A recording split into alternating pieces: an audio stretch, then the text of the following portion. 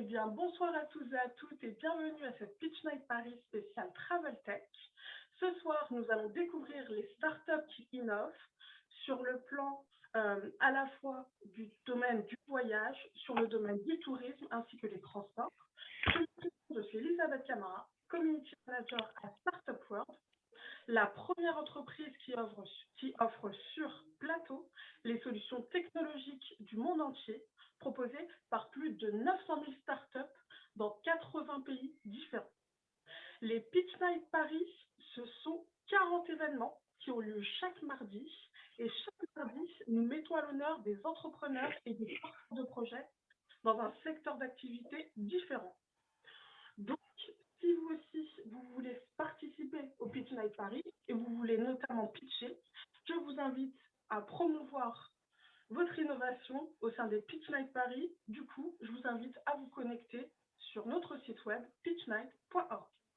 Je tiens à vous rappeler que les vidéos de cet événement seront rediffusées aux entrepreneurs, aux investisseurs, aux grands groupes et aux potentiels futurs clients via plusieurs canaux notamment. Vous avez les réseaux sociaux, notre site web pitchnight.org ainsi que notre newsletter. Je vais donc laisser la parole à mon collègue Johnny. Johnny, la parole est à toi. Merci Elisabeth. Je suis Johnny, je suis le responsable dans le marketing digital de Startup World.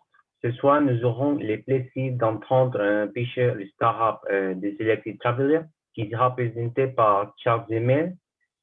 Puis nous aurons Titaki.com qui sera présenté par Kareji. Après, nous aurons Tripsinza qui sera présenté par Hamza. Et finalement, nous aurons Discovery by Dora par Mercedes qui viendra de Rajaki.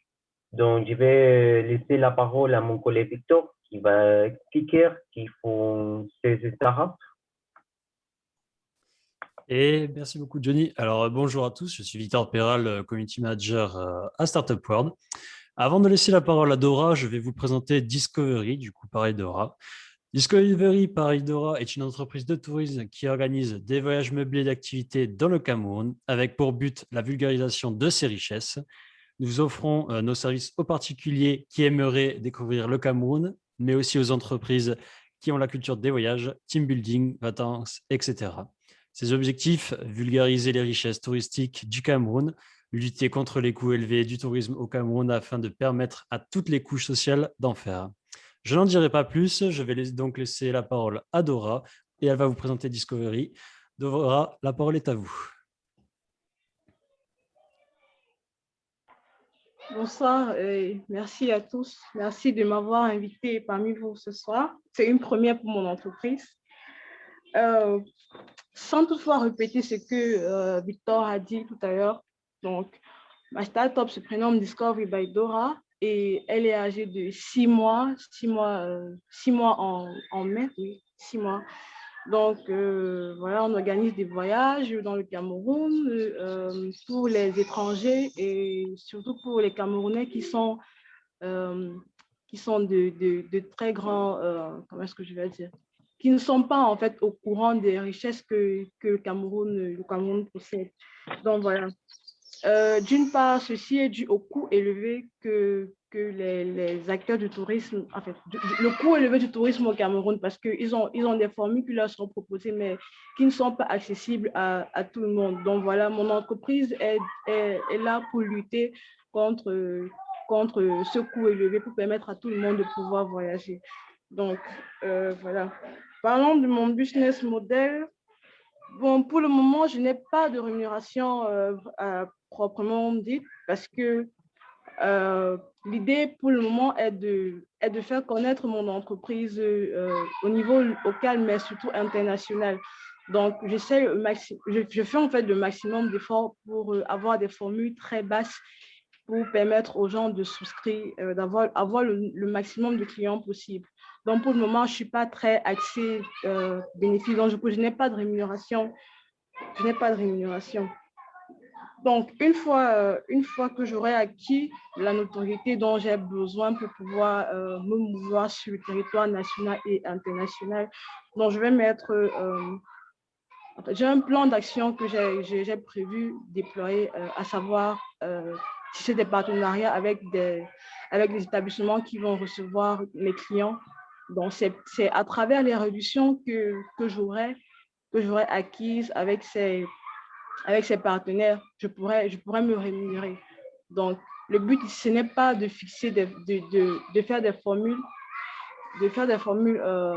euh, avec des prix élevés, mais d'avoir mon pourcentage de bénéfice derrière les réductions que j'aurai avec les partenaires. Je ne sais pas si je m'exprime assez clairement et que je me fais comprendre par tout le monde.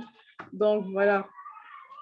Actuellement, je n'ai pas investi grand-chose dans mon entreprise. Donc, je fonctionne comment? Je programme des voyages, je choisis un endroit au Cameroun comme ça à tout hasard.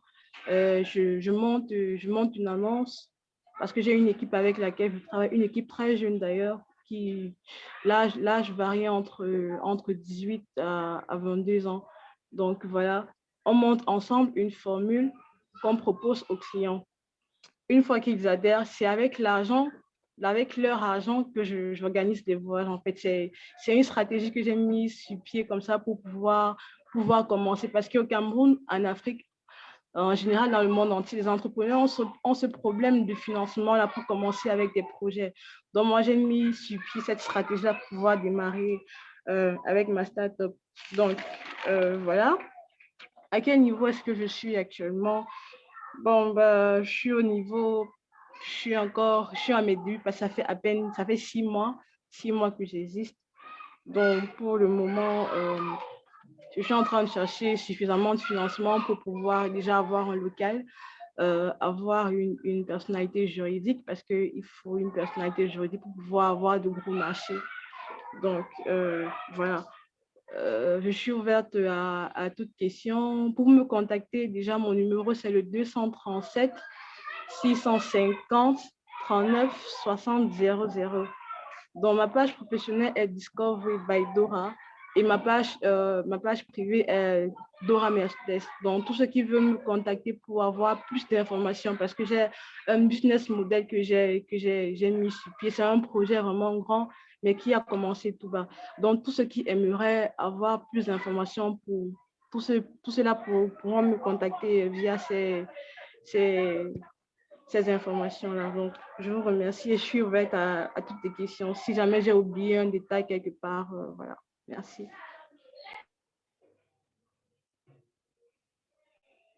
Merci, Laura. Effectivement, par la suite, nous communiquerons votre contact. Donc, y a-t-il des questions?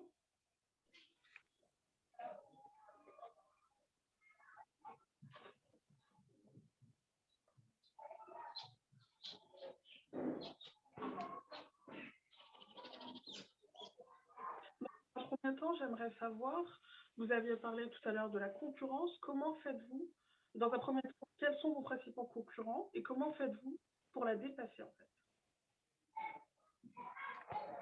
Mon principal concurrent, du moins celui que je suis de très près, c'est découvrir le Cameroun avec moi. Alors, je suis admiratif devant tout ce qu'il fait. Déjà, je suis abonnée à sa page, de, j'essaie de participer même à ses voyages. Bon, j'ai déjà participé à un de ses voyages sans que lui-même ne le sache, pour voir un peu comment est-ce qu'il fonctionne avec ses clients. Mais moi, je viens, comme je vous ai dit, avec la différenciation par le coût.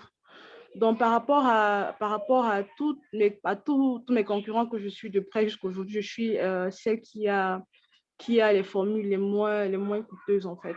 Donc, c'est à ce niveau-là. Et aussi, au niveau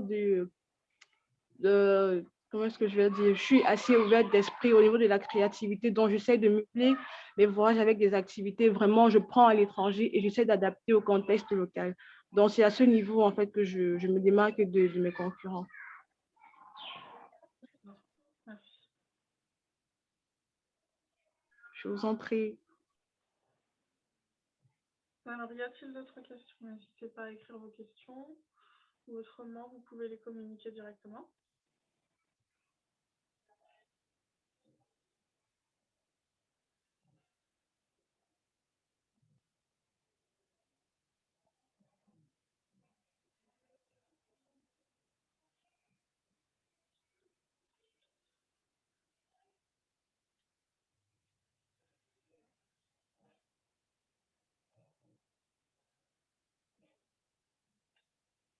Sinon, par rapport à la méthode que vous adoptez pour réduire les coûts, quelle est-elle?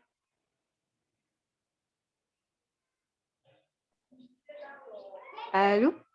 J'ai pas très bien suivi la question. Vous pouvez la répéter, s'il vous plaît. Je demandais par rapport à votre méthode pour réduire les coûts en question. Comment faites-vous pour vous différencier par rapport à cela au niveau des coûts? La méthode à moi pour réduire les coûts, déjà, je vous ai dit tout à l'heure que j'essaye de m'informer par rapport à mes concurrents. J'essaye d'avoir les mêmes destinations qu'eux. Donc, je marche sur leur plan, en fait. J'essaie de faire une étude de marché. Je vais voir les responsables d'établissement qui accueillent les clients. Je me présente en tant que jeune entrepreneur. Et puis voilà, je leur donne ma vision de la chose tout en leur promettant bien sûr que en fait, tout en essayant de signer un partenariat avec eux, parce que c'est ça le but en fait, avoir des partenariats avec les établissements d'accueil pour avoir cette marge bénéficiaire au niveau des réductions. Donc, je vous prends un exemple terre à terre. Si je veux aller dans une localité, par exemple au Cameroun, dans un site touristique, chaque site touristique au Cameroun a forcément des logements et c'est renseigné sur des sites précis. Donc, un client, lui, il est capable de se lever seul. Il n'a pas besoin d'une agent de tourisme pour aller découvrir cet espace-là. Donc, il peut se lever tout seul et aller à ses propres frais découvrir cet espace. Moi, ce que je fais, c'est je viens vers le client en fait avec une offre qui est moins coûteuse que ce qu'il pourrait avoir sur le site Internet. Moi, ayant déjà négocié mes coûts en moi, puisque moi, je suis apporteur d'affaires pour cet établissement-là. Donc, moi, je négocie mes coûts et quand je vais vers les clients, c'est avec des réductions déjà faites. Donc, des propositions qu'ils ne pourront pas trouver sur le site de l'établissement qui va les accueillir. En fait. Donc, c'est ça. En gros, c'est la stratégie que j'ai mise pour pouvoir avoir des coûts bas par rapport à ma concurrence. D'accord. Vous avez évoqué notamment le fait que votre équipe se veut jeune. Pourquoi avez-vous privilégié des jeunes?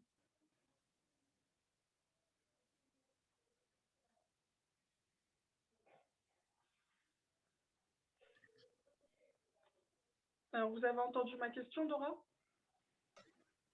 Parlez un peu plus fort, s'il vous plaît. C'est vrai, moi non plus, je n'entends pas vraiment les questions, s'il vous plaît. Merci. Pardon. Donc, je disais, vous avez préféré une équipe Allô? jeune. Oui, vous avez favorisé une équipe qui se veut jeune. Pour quelle raison avez-vous préféré des personnes qui sont jeunes au sein de votre équipe? Est-ce qu'on m'entend? Quelqu'un m'entend? J'ai l'impression d'avoir été coupée ou alors mon micro est activé. Allô?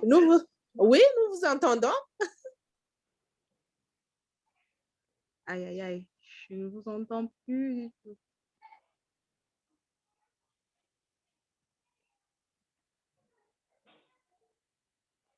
Vous avez entendu ma question, Dora?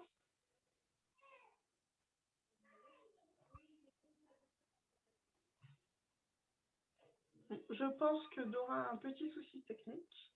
Nous allons donc passer au pitcher suivant. Bon, très bien. Du coup, merci Dora. Donc, nous allons maintenant passer à l'évaluation. S'il vous plaît, excusez-moi, je suis Jeanne Morisson, j'ai une question à poser. Ah. S'il vous plaît. Bonjour Dora. Bonjour, bonjour. Je n'entends pas du tout, pas du tout. Vous m'entendez? Pas du tout. Ah. Allô? Et les autres m'entendent? Ah, oui, là c'est bon, d'accord. Alors, pour des personnes qui veulent voyager au Cameroun, quels sont les vaccins que vous leur conseillez de faire? Parce que je sais qu'il y a des vaccins obligatoires pour les personnes qui voyagent vers le Cameroun. Oui. Vous pouvez nous les rappeler, s'il vous plaît? Merci. Vaccin conseillé, je ne sais pas si je peux vous conseiller le vaccin de la COVID parce que c'est la maladie qui Non, est... non, ce n'est pas la COVID. Je veux dire, avant même la maladie du COVID, le coronavirus, donc, quand on voyage pour le Cameroun, précisément, en Afrique, et précisément pour le Cameroun, il y a un certain nombre de vaccins obligatoires à faire. Sinon, on ne peut pas passer les contrôles à l'aéroport. Donc, pouvez-vous nous les donner, nous citer ces vaccins pour qu'on soit prêt le moment venu, s'il vous plaît? Merci. Bon, là, je vais demander à me laisser un peu de temps pour vous chercher et je ne sais pas, vous pouvez me laisser votre adresse, je vais vous contacter après le webinaire parce que là, je n'ai pas vraiment l'information là-dessus. Vraiment pas, désolée. D'accord. Merci beaucoup. Ah, je vous en prie, madame. Alors, pour répondre à la question, je pense qu'il y a un vaccin contre le paludisme, c'est un médicament, je ne sais plus très bien. Mais oui, effectivement, il y a un certain nombre de choses à faire. D'accord, je pense que je vais me défier là-dessus. Je pense.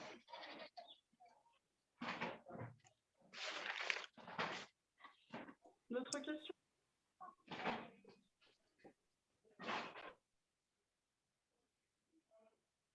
Parfait. Alors, Victor, je vais te laisser poursuivre. Eh bien, très bien, merci Dora. Du coup, nous allons maintenant passer à l'évaluation du pitch de Discovery. Donc, Elisabeth va vous communiquer le lien du questionnaire au sein du chat. Autrement, vous pourrez voter au sein de notre site web pitchnight.org que je vais vous partager tout de suite. Hop. Du coup, ce sera sur le site web. Vous aurez juste à descendre un petit peu et vous retrouverez les questions, l'évaluation du pitch. Et du coup, je tiens aussi à vous rappeler que du coup, l'inscription au Pitch Night Paris est... alors, je me suis trompé, c'était sur l'accueil. Donc, vous avez juste à descendre un petit peu, pardon. Et c'est l'évaluation de la startup qui se trouve juste ici. Et du coup, je tiens à vous rappeler que l'inscription au Pitch Night Paris est incluse dans notre abonnement à 10 € par mois.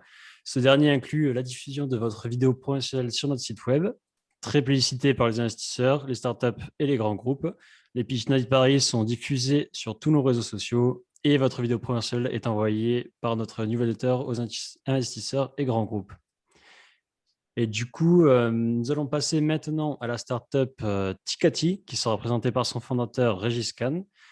Tikati est un moteur de recherche dédié à l'hôtellerie écologique. Impossible de passer à côté du voyage durable, l'une des tendances fortes du tourisme. Afin de combler cette conscience écologique grandissante, nous avons lancé tikati.com, un moteur de recherche qui répertorie les hôtels engagés en matière de développement durable. Le tourisme représentant un pan important de l'économie mondiale, il nous a semblé crucial de contribuer à l'effort de transition écologique en canalisant les flux d'argent vers une économie verte. Nous développons actuellement un module qui sera au cœur du concept pour rencontrer les voyageurs et leur permettre de partager la chambre. Leur slogan, votre choix d'hôtel vert, profitez d'un voyage de luxe à moitié prix et rencontrer de nouveaux amis avec le share room de Tikati. Je vais donc laisser la parole à Régis. Régis, la parole est à vous. Merci Victor. Je vais partager mon écran.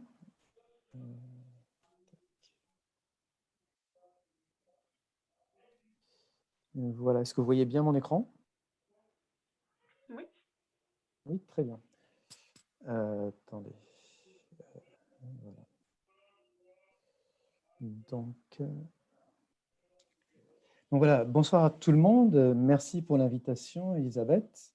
Donc, comme l'a dit Victor, Tikati est un moteur de recherche en ligne pour trouver des hôtels écologiques et partager sa chambre quand on le souhaite également, pour économiser de l'argent et rencontrer de nouveaux amis. Voilà, Tikati permet de choisir un séjour dans le monde entier en fonction de ses préférences. La santé et l'environnement, donc la santé et l'environnement font de très bons ménages. Par exemple, si on prend la peinture et l'entretien des hôtels, en utilisant des produits qui ne sont pas toxiques, c'est bon pour l'environnement et on préserve en même temps la santé des ouvriers, des peintres, des employés de l'hôtel et évidemment des clients de l'hôtel. Donc, c'est pour ça qu'on a associé les deux dans Tikati pour le plus grand plaisir de nos clients. En fait. D'après les études qui ont été publiées, beaucoup de voyageurs sont concernés par l'écologie. L'écologie, ça englobe beaucoup de choses, comme faire attention à pas mal de petites choses de tous les jours. Un grand nombre d'hôtels ont une équipe en charge de l'écologie et avec beaucoup de disparités. Donc, c'est pour ça que Tikati permet d'y voir un peu plus clair dans cette grande forêt qu'est l'écologie. Beaucoup de personnes trouvent que c'est difficile de trouver un hôtel qui correspond à leurs valeurs, donc qui se préoccupe par exemple de la planète ou de leur santé. Donc la solution, justement, c'est Tikati, qui leur permet d'utiliser facilement, de trouver facilement un hôtel. Donc c'est un concept qui marche. Donc là, c'est par exemple en 2000, j'ai pris les chiffres de 2019, parce que comme 2020, il y avait la crise, mais on a augmenté malgré tout. Donc c'est vraiment un concept qui marche malgré la concurrence assez féroce dans le domaine de l'hôtellerie. Notre cible, c'est principalement des gens jeunes, des femmes, car les femmes en général sont souvent, comme elles donnent naissance, etc., très, très concernées par le futur de notre planète.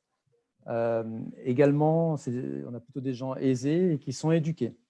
Ensuite, on retrouve les gens qui sont concernés par l'écologie, sont souvent des gens ou éduqués ou qui sont proches du terroir, donc qui ont une compréhension de l'urgence et des conséquences à faire quelque chose ou à ne rien faire.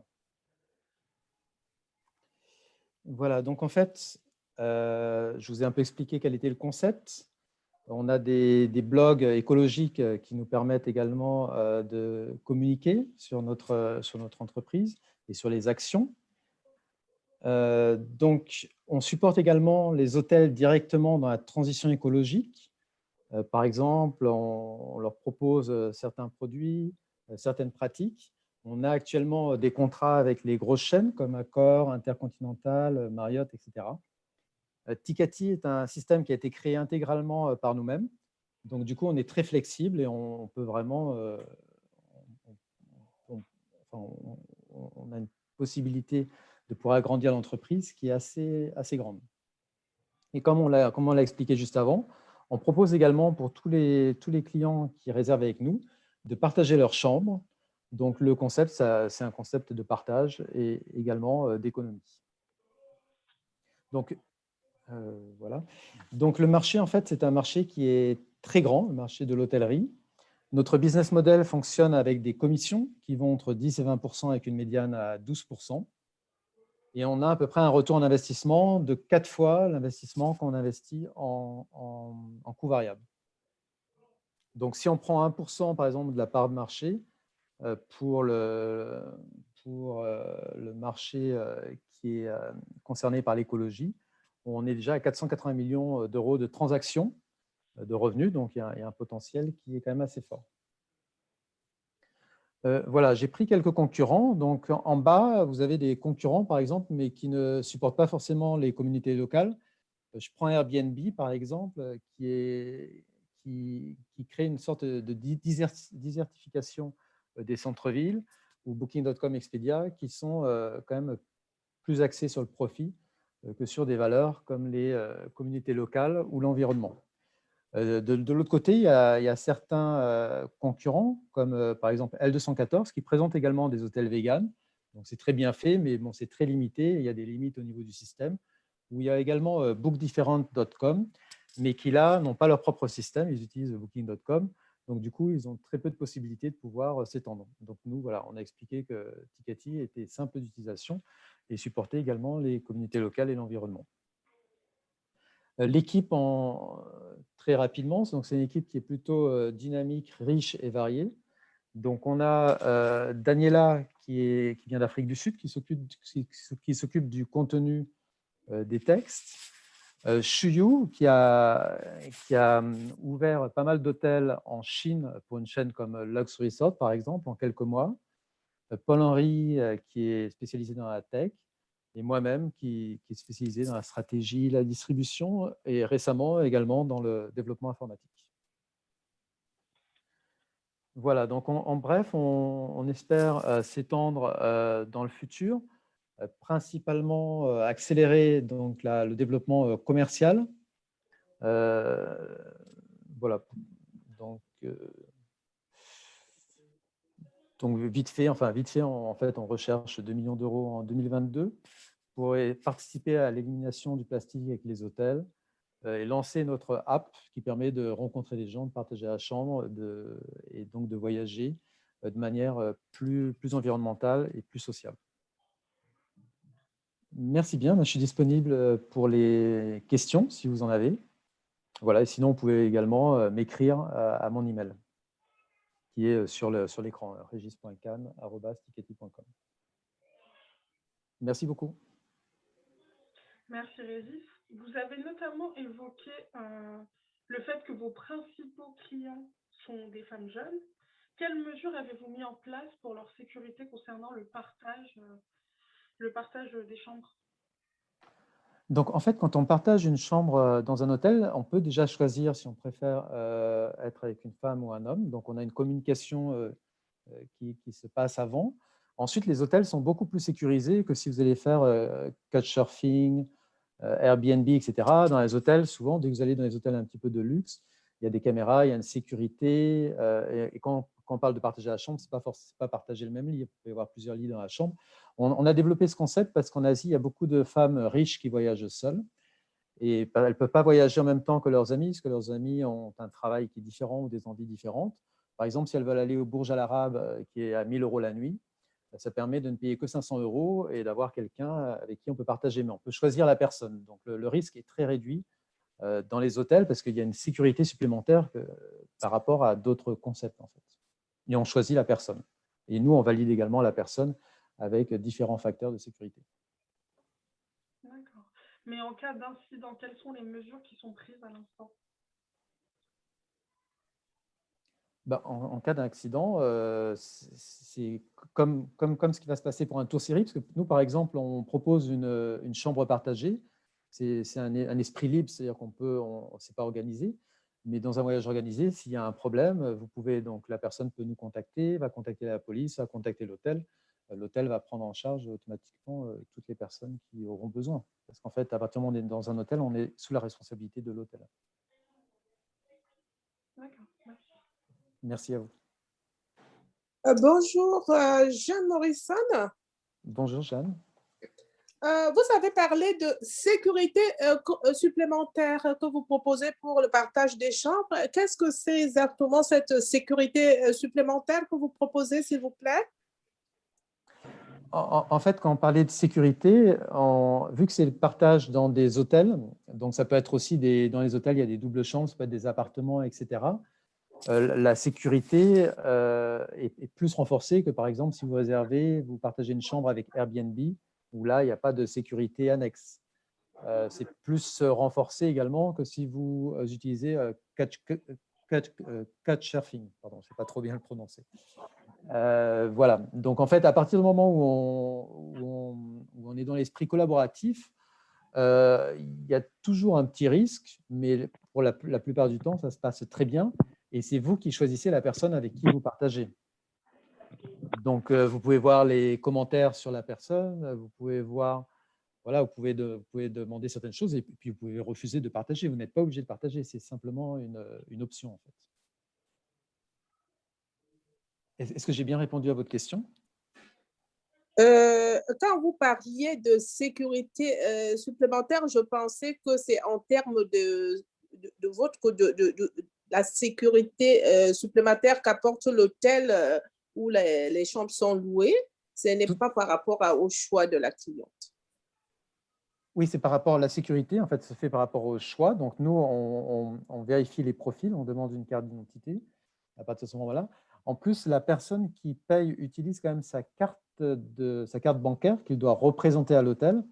Donc, ça rajoute une couche de sécurité parce que ça doit être la personne qui a le passeport avec le même nom que la carte qui paye le séjour. Donc ça augmente quand même la sécurité. Et comme j'expliquais, dans les hôtels, tout dépend quel hôtel, évidemment. Mais pour nous, on regardait plus dans le domaine des hôtels de luxe. La sécurité est quand même bien renforcée par rapport à partager une chambre ou un appartement chez quelqu'un. vous voulez dire que les personnes sont bien identifiables par rapport à leur passeport ou carte du moins passeport, aux cartes nationales d'identité, par exemple, c'est ça? Exactement. C'est-à-dire que quand vous faites le check-in à l'hôtel, vous êtes obligé de présenter, dans notre concept, les deux personnes doivent présenter leur papier d'identité. Donc, c'est vrai que du coup, ça rajoute, c'est quand même beaucoup plus sûr que certains autres concepts. C'est un peu le concept des hostels. Je vais également souvent dans certains hostels. Vous rencontrez des gens comme ça que vous ne connaissez pas. Et c'est souvent très sympa, enfin, des fois sympa, des fois moins sympa, et on ne choisit pas toujours les personnes. Alors que dans le concept de Tikati, vous pouvez choisir la personne avec qui vous voulez. Vous avez la photo, vous avez l'identité de la personne, vous avez les avis sur la personne. Donc, du coup, c'est plus un partage voilà, d'amitié que de risque. D'accord. Merci beaucoup. Merci à vous. Bonjour.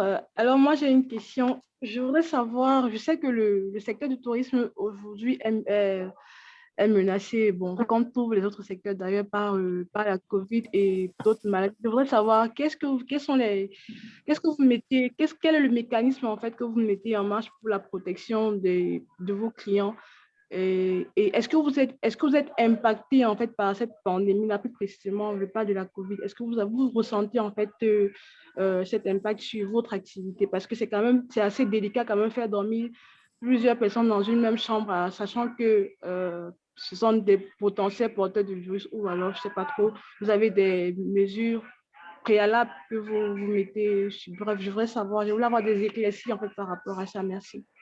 Voilà, merci bien Dora. En fait, c'est un module qu'on a développé, qui existe déjà, mais effectivement, ce n'est pas un module qu'on encourage pendant la pandémie, ce qui voudrait mettre effectivement des mesures de sécurité en place. Ensuite, les personnes sont responsables entre elles, évidemment. Donc, même si c'est la même chambre, peuvent garder certaines mesures de sécurité. Et quand on voyage dans certains pays, un test pour pas mal de pays, le test est obligatoire. Donc, du coup, si on partage avec quelqu'un qui vient d'un pays étranger, du coup, ça rajoute aussi une couche supplémentaire.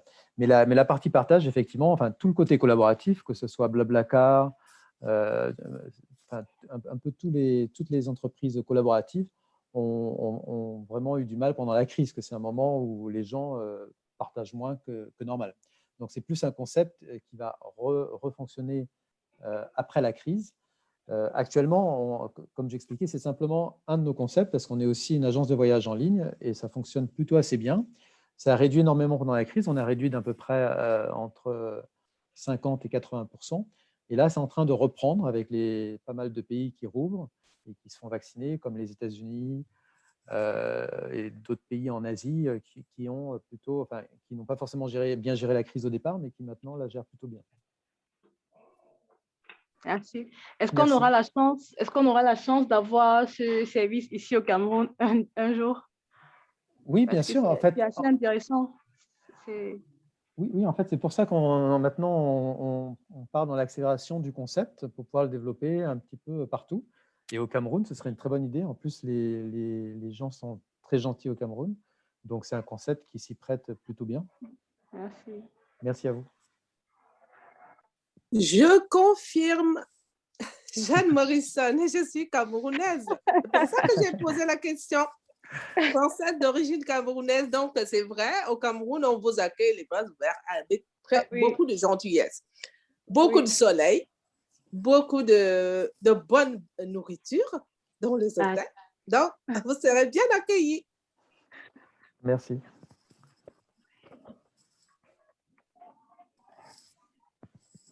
D'autres questions?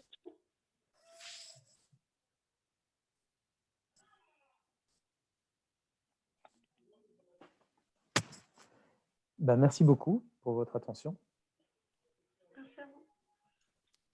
Bien, du coup, merci à vous pour cette présentation. Du coup, Elisabeth va encore vous communiquer le questionnaire au sein du chat et du coup, vous pourrez encore voter sur notre site, évaluer la startup. Et du coup, nous pouvons passer au prochain pitcher. Alors, ce sera Tripin. Donc, Tripin, qui est une offre expérience immersive et personnalisée aux voyageurs en leur fournissant les meilleures informations disponibles, illimitées et optimisées en fonction de leurs préférences, du temps, du lieu, des contraintes et de l'environnement. Le modèle commercial du B2B, B2C, la plateforme améliorera l'expérience de voyage des voyageurs et augmentera les revenus des ports de voyage, aéroports ou gares, en utilisant un algorithme prédéfini et un modèle de recommandation pour améliorer l'activité et satisfaire les voyageurs. Leur slogan, optimiser votre expérience voyageur. Et leur objectif est de devenir le plus efficace Travel Tech d'ici 2024. Nous excuserons son fondateur qui ne sera pas présent ce soir, mais il nous a laissé son PowerPoint pour que nous puissions vous le présenter ce soir. Et du coup, je vais laisser la parole à mon collègue Hamza qui va vous faire la présentation de ce dernier. Merci Victor. Alors, partage d'écran. Victor. Partager la présentation, s'il te plaît. Ah oui, pardon, je vous fais ça 2 minutes.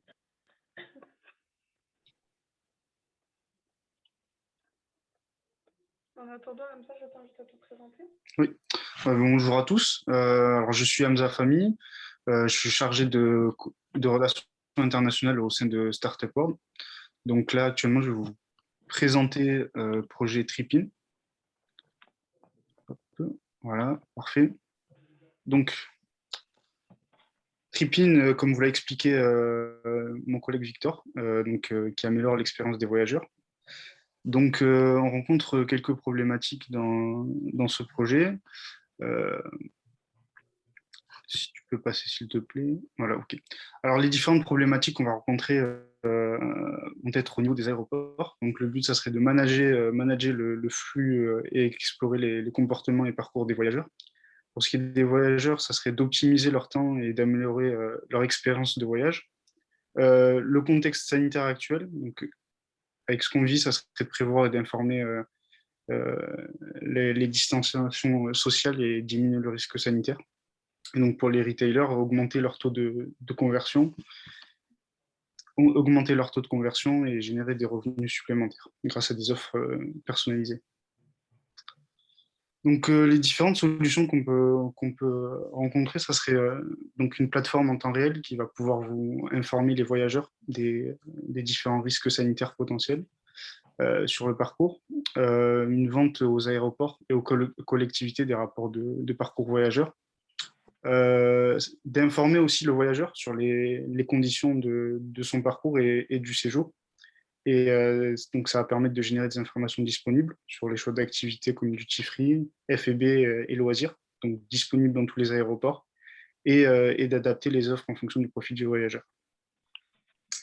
Donc, ce qu'on peut voir ici, donc pour les revenus de l'industrie mondiale, on a un revenu de 172 milliards hors Covid. On voit qu'il y a une grosse baisse, une perte énorme de quasiment 112 milliards. Donc, on passe à 60 milliards de revenus industriels mondiaux. Donc, pas mal touché. Donc, ensuite, donc là, voilà, les différentes répartitions des revenus qu'on peut retrouver. Donc, les magasins, les parkings et l'immobilier et autres. Tu peux passer au suivant, s'il te plaît. Donc voilà, les différents avantages qu'on peut rencontrer pour le voyageur, ça serait en premier temps l'exploration, ça va permettre aux voyageurs de rechercher dans tous les aéroports et toutes les villes des articles ou des services. Ensuite, le Smart Alert, donc c'est des alertes de risque, donc c'est une expérience immersive. Il va permettre de fournir des informations qui va être basées sur la géolocalisation et leurs contraintes. Et ensuite, la recommandation sur mesure, donc recevoir des informations personnalisées. Alors, pour ce qui est des avantages, en premier temps, c'est de créer un canal de communication bilatérale. Donc, ce canal de communication qui utilise l'API des aéroports, collecter et diffuser les informations comme les vols, les santé, les bonnes pratiques. Ensuite, faire du transit un événement. Donc, la dynamisation du temps de transit qui a permis d'identifier ce qui est de plus en plus, ce qui importe le plus aux passagers. Et un sujet actuel, donc la distanciation sociale, donc pour le paiement sans contact, la facilité de paiement donc, dans tous les aéroports, tout ce qui est articles et services. Donc le contexte sanitaire, l'industrie du voyage recherche des initiatives pour s'adapter. Donc comme on a pu voir tout à l'heure avec une perte énorme de revenus. Toutes les parties prenantes du secteur du voyage doivent travailler et collaborer ensemble pour établir une certaine confiance chez les voyageurs. Donc TripIn, à ce moment-là, va viser à relever les défis en mettant à disposition l'application contextuelle basée sur toutes les utilisations de données. Donc, ça serait d'évaluer les mesures prises jusqu'à présent, proposer des actions correctives et informer les décideurs sur les impacts futurs possibles. Donc, les différents clients de TripIn. Donc, TripIn va s'adresser à différents clients. Donc, on peut voir ci-dessus sur les différents cadres.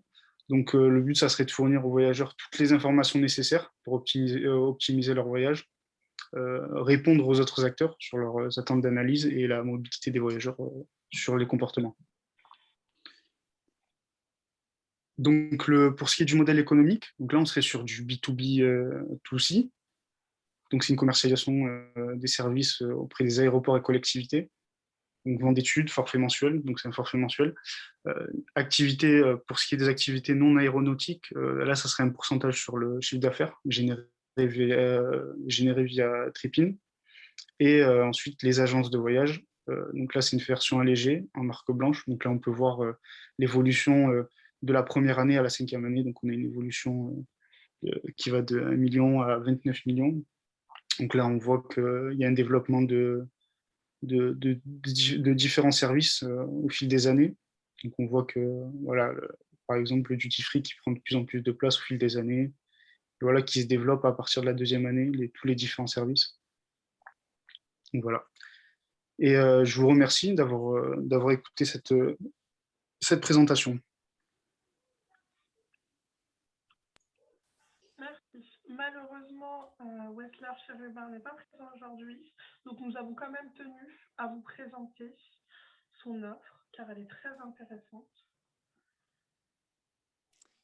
Exactement. Et du coup, vous pourrez tout de même évaluer sa startup sur notre site. Et du coup, nous passons au dernier pitcher, donc, qui est The Selective Traveler, donc une startup qui sera présentée par Charles Semel, société de gestion et de conciergerie pour la location saisonnière. Leur slogan, le goût de l'exclusivité, et leur objectif est de faire vivre une expérience à nos voyageurs, fidéliser le propriétaire et le voyageur. Du coup, là, Charles, je vous donne la parole. Bonsoir, merci pour l'invitation.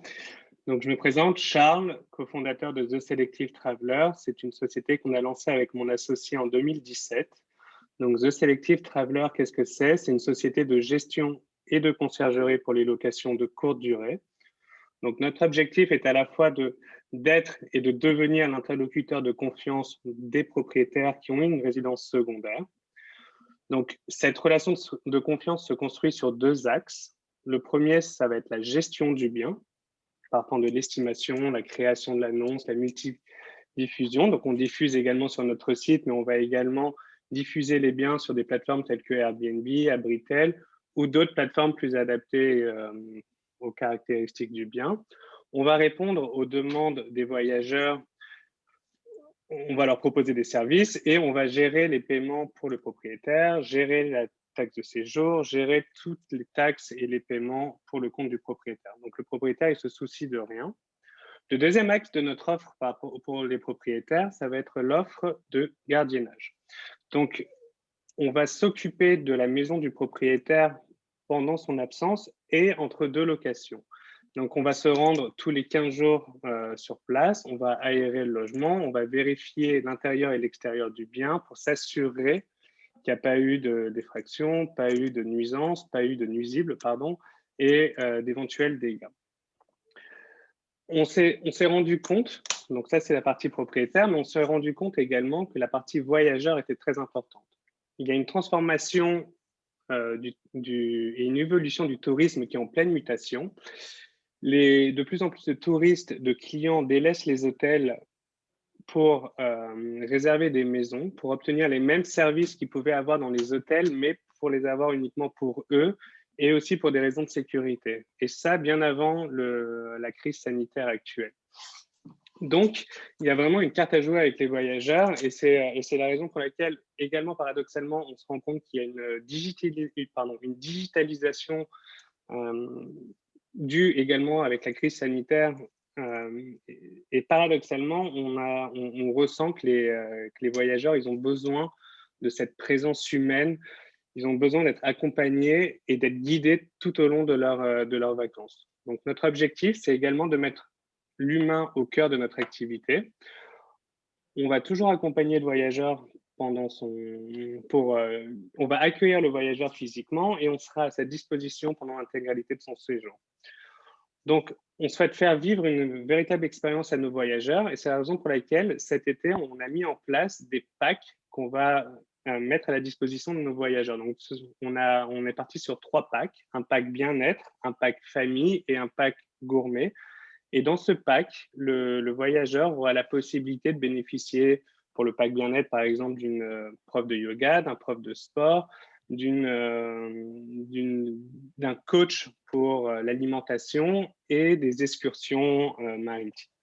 Également pour le pack famille, on a mis en place des activités pendant l'intégralité des séjours des voyageurs, axé sur la famille, les enfants, donc pour que ce soit ludique et aider les voyageurs à avoir une bonne expérience. De même, on s'est rendu compte que nos voyages, nous sommes principalement basés sur la Côte d'Azur, de Saint-Tropez jusqu'aux portes de Monaco, mais on s'est rendu compte que les voyageurs qui réservent un séjour chez nous sont potentiellement aussi des voyageurs qui vont partir en Espagne, en Grèce ou dans d'autres destinations. Et c'est la raison pour laquelle on a décidé de créer des partenariats avec des agences en Espagne, en Grèce, pour proposer également ces destinations à nos voyageurs, nous permettant d'en tirer tous les bénéfices sans les contraintes liées à la gestion sur place. Donc voilà. Pour terminer, je vais vous communiquer quelques métriques nous concernant. Donc, on est une équipe de 6 personnes avec une parité égale entre les hommes et les femmes. On a une personne qui est en charge de la relation des voyageurs, une personne qui est en charge de la relation des propriétaires, une responsable communication et marketing. Et mon associé s'occupe de la partie opérationnelle et ma partie va être plus la partie développement.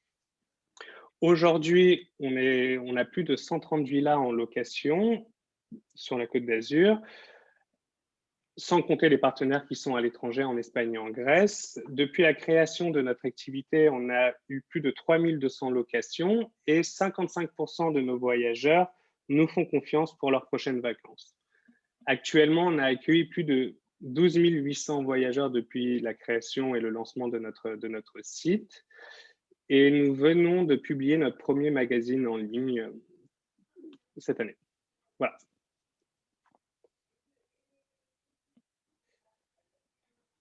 Je ne sais pas si vous avez des questions.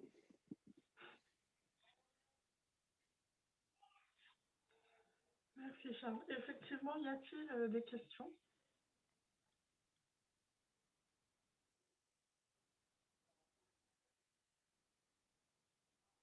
Personnellement, j'aimerais savoir, vous venez de parler à l'instant de votre magazine. Est-ce que vous pourriez nous en dire un peu plus là-dessus? Oui, bien sûr. Pour nous, c'était important. C'est un bon outil de marketing et de communication. L'idée, c'est de pouvoir, dans ces temps difficiles, de faire rêver un peu les clients. Donc, pourquoi digital cette année? Parce que on s'est rendu compte que dans les salons de coiffure, dans les salles d'attente, avec la crise sanitaire actuelle, on ne pouvait plus mettre de magazine papier. Donc, c'est la raison pour laquelle on l'a mis sous forme de QR code, excusez-moi, qu'on place dans ces différents lieux. Et ça permet aux clients qui sont dans différentes villes, pays, d'avoir un accès direct à nos biens et aux activités qu'on peut leur proposer et de réserver ensuite leur séjour avec nous. D'accord. Donc, ils sont placés uniquement dans des lieux physiques, les QR codes? Oui, alors les QR codes, on les a mis dans des endroits qui nous semblaient, nous, stratégiques, dans les salles d'attente, dans certains commerces, compte tenu de cette situation qui est un peu compliquée pour la distribution du magazine. Oui. Ils ne sont pas présents en ligne? Ah si, pardon, c'est un magazine en ligne, excusez-moi. Oui, on envoie des newsletters régulièrement à une clientèle ciblée, également dans notre signature de mail, bien sûr.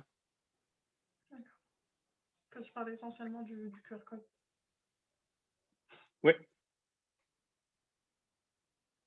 D'autres questions? Bonjour, Jeanne Morrison. Pouvez-vous nous redire quelles sont les différentes formules que vous proposez aux clients? Vous êtes rapidement passé, je n'ai pas bien suivi cette partie, s'il vous plaît. Pour la partie voyageur, on vient tout juste de mettre en place 3 packs qui sont un pack gourmet, un pack famille et un pack bien-être. Chaque pack a différentes activités. Donc, par exemple, pour le pack gourmet, on va proposer différents services tels que découvrir un vignoble sur la Côte d'Azur, avoir un chef qui va venir à domicile vous faire un dîner et d'autres expériences. Pour le pack bien-être, ça va être un coach sportif qui va prendre attache avec les clients avant leur arrivée en vacances pour connaître un peu et faire connaissance et pour leur mettre en place un programme bien-être pendant la durée de leur séjour. On a également une prof de yoga qui va se rendre sur place 3 heures pendant la semaine de vacances pour faire une initiation yoga. Et on leur propose également de faire des courses en adéquation par rapport à leur régime alimentaire. Et pack famille, c'est un pack où on veut rendre les vacances un peu plus ludiques. Donc, sans parler des babysitters qu'on peut mettre à disposition ou des personnes pour l'aide aux devoirs, on a par exemple une excursion sur un bateau pour une demi-journée et d'autres activités liées à un moment de partage en famille, donc un pique-nique organisé également. Concernant le pack gourmet, vous les proposez ailleurs que sur la Côte d'Azur ou pas? Alors, d'accord. En fait, pour l'instant, les biens que nous gérons en propre sont uniquement basés sur la Côte d'Azur. On n'est pas présent dans d'autres destinations autres que la Côte d'Azur, donc on ne peut pas proposer ces packs ailleurs parce que nos partenaires sont des partenaires locaux et des artisans locaux pour ces packs-là. D'accord. Et vous pensez les proposer? C'est pas grave. Pardon? Oui, bien sûr. J'aimerais savoir si vous envisagez les proposer dans les années, les mois, les années à venir. Qu'est-ce que vous avez prévu? Vous allez les proposer ou pas? Parce que c'est très intéressant cette partie. Un chef qui vient vous faire la cuisine, c'est pas mal du tout ça lors d'un voyage. Oui, merci. En fait, on s'est rendu compte que les voyageurs, en fait, c'est en leur proposant une formule complète pendant la durée de leur séjour, ils vont vivre une expérience, ils vont passer un bon moment, ils vont vivre une expérience et on va pouvoir les fidéliser de cette façon-là. C'est quelque chose qu'on vient tout juste de mettre en place et on commence notre communication là-dessus pour proposer à nos voyageurs cet été ces différents packs. Bien sûr, si on se développe dans d'autres destinations par la suite, on aimerait également proposer ces packs, mais ça va être vraiment un test pour nous cette saison de voir quelle est la réaction et la demande de nos clients pour pouvoir l'adapter l'année suivante. D'accord. Merci beaucoup. Je vous en prie, merci.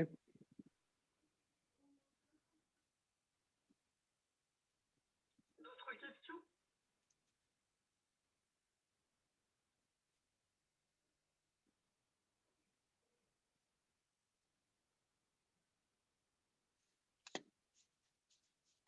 Donc, je ne vois pas de questions pour l'instant. Merci Charles. Donc, je vais Merci à vous. au sein du chat le questionnaire, le lien du questionnaire pour que vous puissiez évaluer le pitch de Charles. Autrement, vous pouvez voter au sein de notre site web, pitchnight.org. N'hésitez pas à nous transmettre vos retours au sein du questionnaire pour que nous le transmettions aux pitchers. Donc, je vous mets cela de suite et je vous laisse quelques instants pour que vous puissiez voter.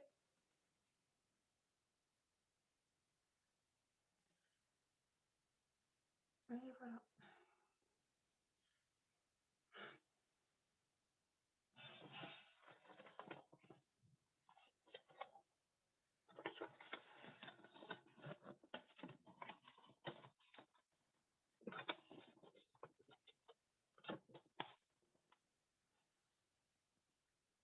Voilà.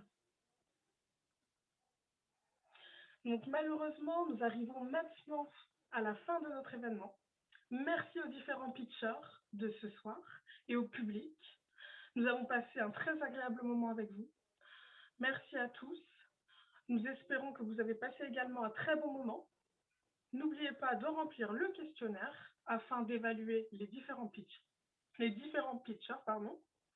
Merci beaucoup et sur ce, je vous souhaite une agréable soirée.